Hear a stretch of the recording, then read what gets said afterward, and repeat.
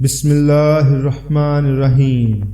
کروڑوں درود و سلام حضرت محمد صلی اللہ علیہ وسلم پر، آپ کی آل ازواج پر اور اصحاب پر۔ اللہ نے حضرت سلیمان علیہ السلام کو نہ صرف انسان پر بادشاہی عطا فرمائی بلکہ جنوں، جانوروں اور پرندوں پر بھی حکومت عطا فرمائی۔ یہ بادشاہی دراصل آپ کی اس مقبول دعا کا نتیجہ تھی جس میں آپ نے اللہ سے فرمایا کہ اے اللہ، مجھے ایسی بادشاہی عطا فرمانا جو کہ میرے بعد کسی کو بھی نصیب نہ ہو۔ اللہ نے آپ کی دعا قبول فرمائی اور آپ کو بے انتہا معجزات عطا فرمائے، جن میں جن و انس، چرند پرند اور ہواؤں پر حکومت شامل تھی۔ یہ اللہ کا آپ پر فضل ہی تھا جس کی بدولت اتنی بڑی بادشاہی کے باوجود آپ میں عجز و انکساری تھی، مگر اس کے ساتھ ساتھ آپ میں بے انتہا رعب و دبدبہ بھی تھا۔ ایک مرتبہ حضرت سلیمان علیہ السلام اپنے پورے جاہ و جلال کے ساتھ دربار میں موجود تھے، جس میں تمام جانور اور پرندے شامل تھے۔ آپ علیہ السلام نے مشاہدہ فرمایا کہ ان پرندوں میں ہدہد موجود نہیں، تو آپ علیہ السلام نے ناراضگی کا اظہار فرماتے ہوئے فرمایا، کیا بات ہے، مجھے ہدہد نظر نہیں آ رہا، کیا وہ غائب ہو گیا ہے؟ اگر اس نے میرے سامنے اپنی غیر حاضری کی معقول وجہ بیان نہ کی تو میں اس کو سخت سزا دوں گا یا ذبح کر دوں گا۔ ابھی کچھ دیر بھی نہ گزری تھی کہ ہدہد آپ علیہ السلام کے دربار میں حاضر ہوا اور عرض کی، میں ایک ایسے ملک سے آ رہا ہوں جہاں پر ایک عورت حکومت کرتی ہے اور وہ قوم سبا ہے۔ یہ قوم اللہ کی نافرمانی میں مبتلا ہے اور اللہ کو چھوڑ کر سورج کی پرستش کرتی ہے، اور شیطان نے انہیں گمراہ کر دیا ہے کہ وہ سیدھا راستہ نہیں دیکھ سکتے۔ شیطان نے ان کے اعمال کو ان کے لیے خوشنما بنا دیا ہے۔ ہدہد کی بات سن کر سلیمان علیہ السلام نے ایک خط لکھا اور ان کو شیطان کی نافرمانی چھوڑ کر ایک اللہ کی دعوت دی اور اپنی بادشاہت کی اطاعت میں آنے کا کہا۔ آپ علیہ السلام نے یہ خط اسی ہدہد کو دے کر ملکہ سبا کے پاس پہنچانے کا کہا کہ وہ خط دے کر چھپ کر ان کی کارروائی دیکھے۔ ہدہد ملکہ کے آگے وہ خط گرا کر جلد ہی چھپ گیا اور دیکھنے لگا۔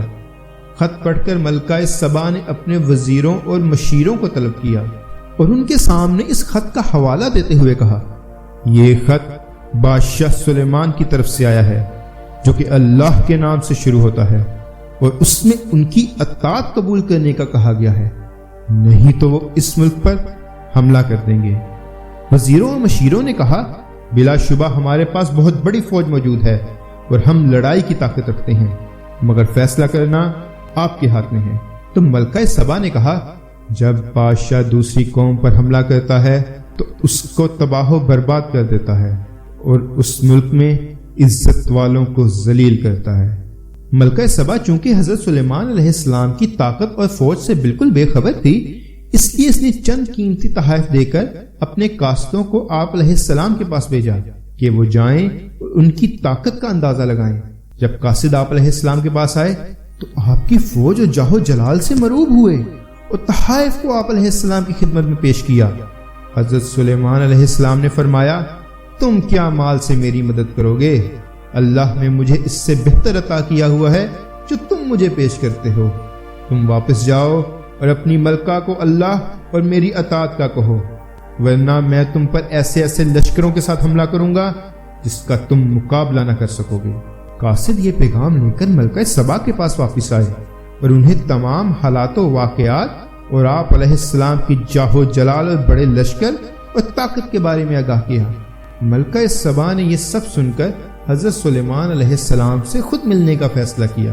جب حضرت سلیمان علیہ السلام کو اس بابت پتہ چلا تو آپ نے اللہ کے عطا کردہ معجزوں کی قوت کا مظاہرہ کرنے کا فیصلہ فرمایا۔ آپ علیہ السلام نے اپنے درباریوں کو کہا، تم میں سے کون ہے جو اس کے یہاں پہنچنے سے پہلے اس کا تخت میرے پاس لے آئے؟ آپ علیہ السلام کے دربار میں طاقتور جن میں سے ایک افریت نے کہا، میں اس تخت کو آپ علیہ السلام کے پاس لے کر آؤں گا اس سے پہلے کہ آپ اپنی جگہ سے اٹھیں۔ لیکن حضرت سلیمان علیہ السلام خاموش رہے۔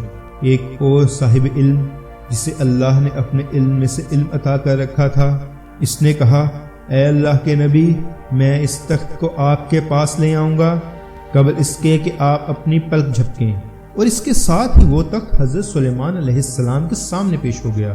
اس موقع پر حضرت سلیمان علیہ السلام نے اپنے رب کی خوب تعریف کی۔ آپ علیہ السلام نے حکم دیا اس تخت کو انجان طریقے سے رکھ دو تاکہ یہ پتہ چل سکے کہ وہ اس کو موجہ سمجھتی ہے یا کچھ اور ایک ایسا فرش تعمیر کرو جو کہ شیشے کا ہو اور اس کے نیچے پانی بہ رہا ہو۔ جب ملکہ سبا حضرت سلیمان علیہ السلام کے دربار میں آئی تو بولی میں آپ کی طاقت اور عظمت کے بارے میں جیسا سنا تھا اس سے بڑھ کر پایا۔ اس سے پوچھا گیا کہ کیا تمہارا تخت ایسا ہی ہے؟ تو وہ تخت کو دیکھ کر حیران ہوئی اور بولی کہ ایسا لگ رہا ہے یہ میرا ہی تخت ہے۔ اور جب وہ اس فرش پر آئے تو اس کو لگا کہ یہ پانی ہے، تو اس نے اپنی پوشاک کو بھیگنے سے بچانے کے لیے اپنے پہنچے اوپر کر لیے، لیکن بعد میں معلوم ہوا کہ یہ اللہ کے عطا کیے گئے علم سے بنایا گیا فرش ہے، تو وہ مزید حیران ہوئی۔ بعض روایات کے مطابق ملکہ سبا کے والدین میں سے کوئی ایک جن کی قوم سے تھا کہ پاؤں جانوروں کی کھر سے مشابہ تھے۔ ملکہ نے اللہ کی وحدانیت اور آپ کو اللہ کے نبی قبول کرتے ہوئے کہا مجھے پہلے ہی آپ کی سچائی کا اندازہ ہو گیا تھا اور پہلے ہی دل سے مسلم ہو چکی تھی۔ اتنی زبردست طاقت، مال و دولت اور جاہ و جلال کے باوجود حضرت سلیمان علیہ السلام کی عاجزی اور انکساری نے ملکہ سبا کو بے حد متاثر کیا اور آپ کی حکمت و دانائی کو بے حد سراہا۔ آپ علیہ السلام کو اللہ کا نبی تسلیم کیا اور اس نے توبہ کی اور اپنی قوم سمیت اسلام قبول کر لیا۔ اللہ سے دعا ہے کہ اللہ ہمیں بھی کامل ایمان عطا فرمائے اور اس کامل ایمان کے ساتھ ہی اس دنیا سے رخصت فرمائے۔ اگر آپ کو آج کی ویڈیو پسند آئی ہو تو شاوی ٹی وی کو سبسکرائب کریں اور اس ویڈیو کو دوسروں تک پہنچانے کے لیے شیئر کریں اور لائک بھی کریں۔ جزاک اللہ۔